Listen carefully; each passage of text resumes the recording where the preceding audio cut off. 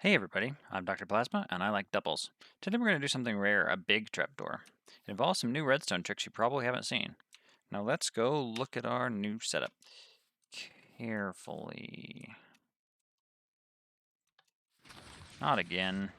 This is what it looks like above ground and this is what it takes below to build it. So let's go ahead and take a closer look and then we will dissect it. So this is the button that opens and closes it. And before we dissect it, there are 4 ideas you need to understand. The first one is the pulse shortener.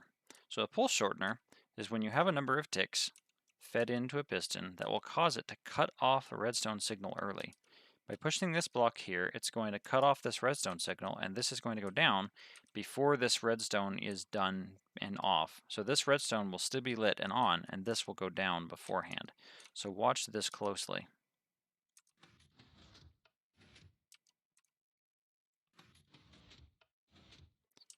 The next thing you need to know is the triple pulse brightness trick. So in order to fire 3 pulses, you can send 2 redstone signals, one brighter than the other. And so when this signal goes off, this will change from a brightness of 14 down to 13, and that will cause another pulse so that there are 3 pulses. And so in this particular case, it's going to go up, and down, up, down. That's going to be super useful for bypassing what would normally be a limitation preventing a build like this. We're going to not power the pistons at certain times using this trick. The next thing you need to know is how we're going to open it and close it, which is a standard double piston extender. And what you will do is you will have 2 observers and 2 sticky pistons, just like so. Hopefully you're familiar with that if you're wanting to do a build like this. The next one is what I call the power skip block swap. You can call it PSBS for fun. So what this is the ability to not power something. So in this case, we don't want to power this piston. So to prevent powering this piston, we can move it over here as we move the redstone block over here, and we will block swap in a way that causes the power to skip. We don't want this to push up, and so we will be able to prevent it by moving these either at the same exact tick, or, because there's a 1 tick delay on a redstone torch, 1 tick off. And so you can see they move almost at the same time, but you never power this. That's going to make some things possible that ordinarily wouldn't be. So now, let's dissect it, now that you're ready. So, we're going to have the quarters of the doors, and they're going to be 4 blocks of Slimer honey, and we're going to put 2 blocks underneath for our double piston extenders. And we are going to add those double piston extenders, like so. I've split this apart so it's dissected. If you need to glance at it down here, you can see that I've done the same thing down here and it's closer together. So now you can see those pieces. So the next thing is we're going to have the redstone arms. This is the inner power, and what we want to do is we want to only power these when they're in and ready to go upward, and at no other time. And we're going to do a trick using a tertiary power signal on this one. It's going to be connected right here, and we're going to have this segment is going to be split into 2 pieces. We're going to have the signal that comes in, and that's going to feed all the way to it. And then we're going to have the second side, which is going to be using a pulse limiter cut off. And that's going to cause it to not wait nearly as long to open and close. We're not going to have to wait on the double piston extenders to do something. And so we're going to, after 4 ticks, we're going to tell this piston to turn this off. And then we're going to wait 2 ticks here and 2 ticks here. And so this is going to give us a 4 tick difference over here on this one. And so this is going to be our tertiary. And so now watch these redstone blocks really closely. And we're going to notice that we move them out of the way to depower it. And then as these are reaching out, they're going to pull these in. And at the same time, we're going to push the redstone blocks out again so that we don't power it and push these blocks up. So watch closely. You see that? I'll do it again. So we're going to in. And so what we're going to do is we're going to in swap and then both in. And then out, and it doesn't matter because it was ahead. So we're going to not let this power it, and we're going to go in swap up, in, swap, down. And so notice that it goes swap and in, out, swap, up, down, swap, in, out, swap, up. So now that if you understand that, you should be able to understand how this works. And it's going to be the same exact thing on the other side. I've split this into two pieces and used glass where the other one would be, just so that you can kind of visualize it a little bit better, that there's two different segments here. But they're going to ultimately combine like this. You're going to have 2 ticks here, and then another 2 ticks here. This one needs to be closer than this one. That's really important. And then we're going to just put 1 tick here because we don't want to cause a loop that goes in circles forever. And we're going to have 4 ticks here. All right. So if you follow along with that, and if you have any questions, maybe try going back and watching this section again. And now I'm going to show you how to build it. So let's say this is the ground, and this is where you're going to put your trapdoor. I've made it glass, so it'll be easier for you to see what's going on. So one thing you're going to need a bunch of is going to be either some obsidian or some glazed terracotta. As you can see, I've used a lot of it here. And the reason why we do this is because we don't have to worry about touching and being pulled and dragged. We can touch the slime and honey blocks. And so in order to surround it, you're going to want to do a few layers. You might remember in my opener that I had a bunch of obsidian around it. That's why. So let's go look ahead and start building it. So if I do it the same way I did on the other one, I would put I would put blocks like this. But in practice, what you're going to do is you're going to be digging down. And so what I recommend is that you actually start with it open, like so. And so you're going to want to put them under here instead, where they would be pulled back. Does that make sense? So what you're going to do is you're going to act as if it was pulled down and was opened up. That's going to make it easier to think about while you work on it. You should have a 2x8 or a 2x4, making 8 blocks total on either side. So this is going to be your open and close. And so let's go ahead and put slime blocks right here. What you're going to do is you're going to lead it out like that. You're going to do the same thing on the other side, but make sure the colors are diagonal from each other.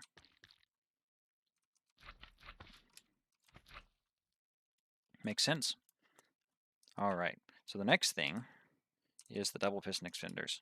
The double piston extenders, because it's open, they're going to be flush up against it. And so you're going to be like this. We're going to have our repeaters like so. And if you want to put a block here, make sure it's one that the slime won't do anything to. And so now we are ready to start building out our redstone. So what we're going to do is we're going to power these at the appropriate time. And I'm actually going to put a repeater for 2 ticks right here. And if you want, you remember my trick to show you how to pull things in? You can, button on a piston, you can cause it to pull in like that if you're worried about your redstone or your redstone gives you issues. It's a neat trick, and it'll drop the button. I only have it set to destroy it so that I don't have to pick it up. And so what we're going to do is we're going to lead this around, and then underneath we are going to put our redstone blocks that will power this, and they're going to go right here, and the pistons that are going to push up are going to go on the corners. And so what we're going to do is we're going to break that and put this here, like so. And my advice to you, make sure you know where you're putting these redstone blocks. Don't do them till you're done. It's going to make your life way easier. Make sure you've got 4. I can't count to 4 today. And then if this is your backside, you're going to put 1 right here. And this is how we're going to power it. So this is going to slide out too, so the pistons are lined up with me right here. And then this is going to push that forward. So what we're going to do is we are going to put our observer, and this is where we need to put that other 2 tick repeater, like that. And we will have this run forward like this, and we'll have one that's set to 1 tick right here. So there you go. And now we need to do the last piece. We're already almost done. Can you believe it? Now what we're going to do is we're going to add a piston that cuts off our signal. And so we're going to run it like this. We're going to put a 4 tick here. We're going to lead that into a block. Our redstone is going to come this way, but we don't want to power this block and have that power this redstone, so we're going to move this down out of the way. You can do that a number of ways, but that's how I would do it. And then this block is going to have some redstone dust on it, and it is going to power a piston located right here. And this will cut it off after 4 ticks. This is set to 4 ticks, this is set to 1, this is 2, and this is 2, and this one needs to be closer than the other one. And so now, if we did it correctly, you should have half of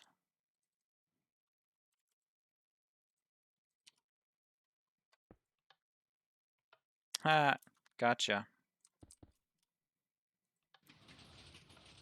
And see, now it works.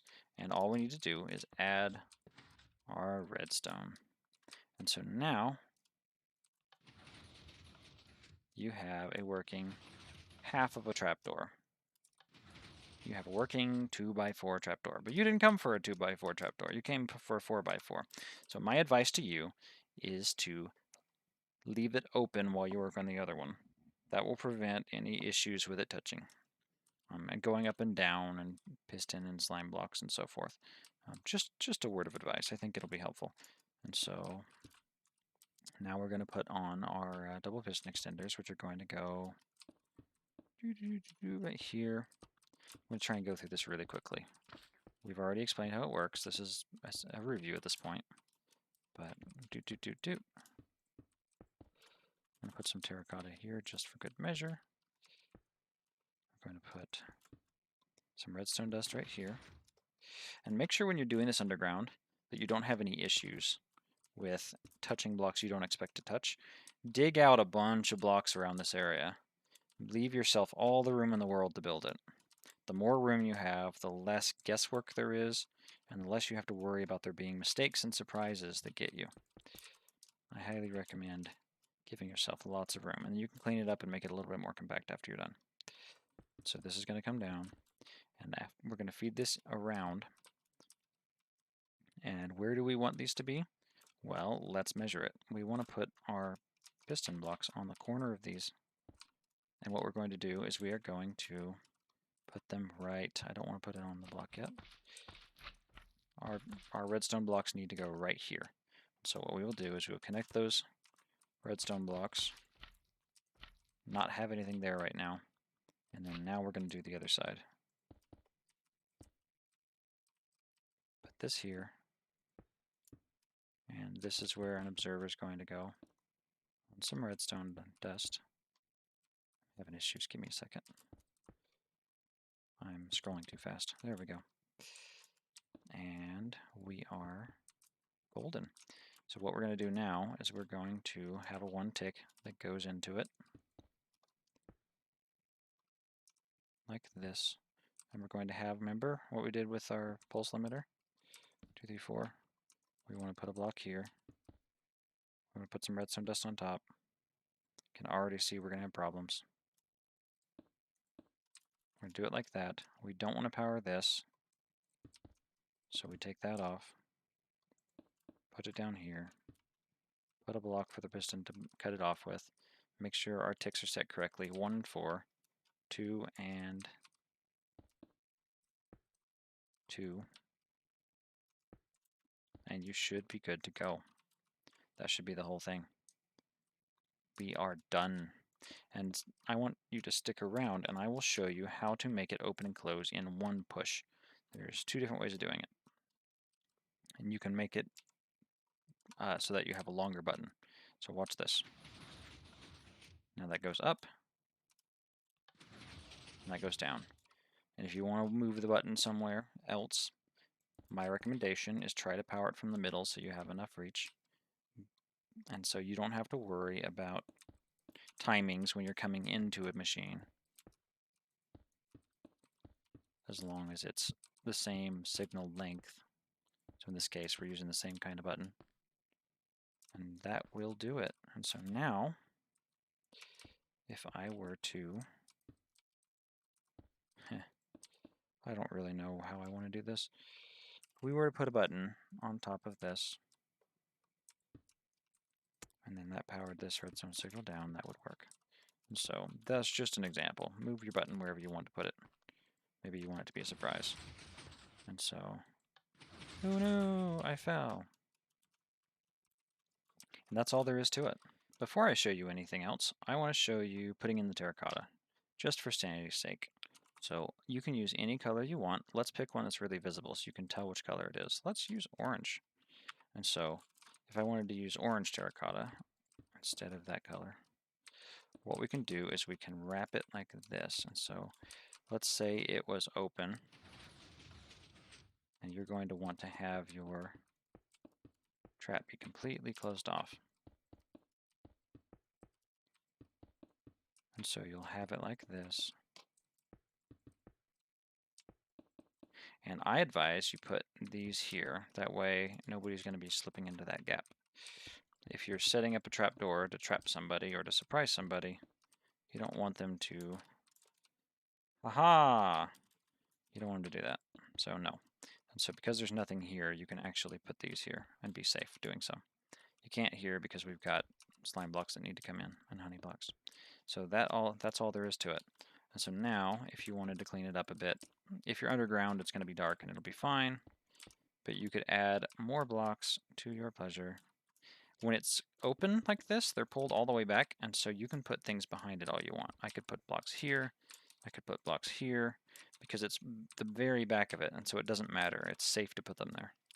But it's probably likely you're going to want to put at least one more column around on the sides, just so that there's not any massive gaps. But as you can see, that doesn't break it. And now you actually have the shaft that you were expecting. Alright, so let's show you those two other things. How to make the button do both at once, and how to change to a wood button. So let's say you wanted to open and close it with one button push. Well, all you would have to do is split that signal so that it fires twice. And so what I mean by that is that we're going to have the signal that comes in. And remember, this is another redstone component, so we can separate it by a repeater. So I'm going to set it for 4 ticks, 8 ticks, 12 ticks, 14 ticks, like so. And we are going to watch it. And it's going to go in both of these, and then it's going to unpower by the time 10 ticks are up. And then it will finish moving into place. And then after that many ticks, it will fire a second time. And so if we did it correctly,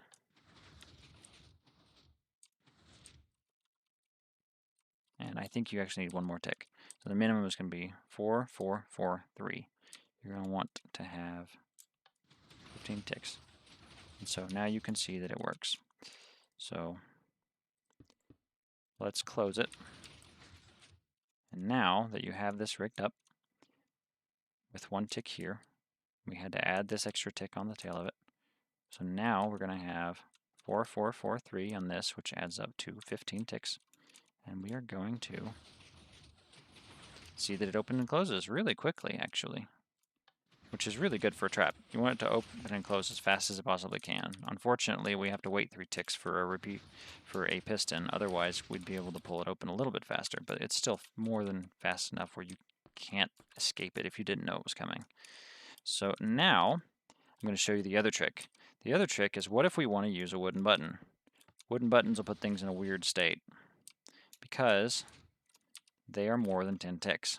And the buttons, there are so many pretty buttons. You want to use a green button, you want to use a pink button, maybe you want to use a pink button. Well, what we're going to do is we are going to add a pulse limiter so that a wooden button acts like a stone button. So what we're going to do is we're going to cut off this redstone signal like so that it does not connect. And so if you had your pink button coming in from somewhere like here, it's not going to power while this block is in place. We're going to push that block down with a sticky piston, like that. And so what we're going to do is we're going to wait the appropriate number of ticks, and then we're going to pulse limit ourselves. And so we're going to go 1, 2, 3, 4, 5, 6, 7, 8, and I'm pretty sure you want to do 9 ticks because it takes a tick to matter. And so we're going to go like this. And if we did it correctly, this should cut off the signal. Ready? Haha, it's very interesting. So let's actually get this into a good state first by only pushing it once. This is a surefire way to do it. To use the stone button. See, now it's in the state we expect it to be in. So now we're going to send a pulse, cut it off, and then open it up, and it works. Whenever you need to reset it, just put a stone button really close. Maybe you put it right here or something, and you can cause it to only run once. Like so. So you have a reset. And so now you know 2 tricks to do it. Remember, this one is 4, 4, 4, 3, and then 1, and that will allow it to open and close at the same time. And the other one, you're going to want to go 4, 4, 1 for 9 ticks to cut off your signal and cause this to be a 10-tick pulse as if it came from a stone button here. And then you'll be able to use any button you want with it. And that should let you really customize this. I would love to see some things you do with it if you use it. That's all we got for today. Be sure to subscribe. We're trying to build this channel out. We've got a lot of things coming. I'm going to be doing redstone for beginners so that you can teach your friends. And I hope you have a good rest of your day. Bye.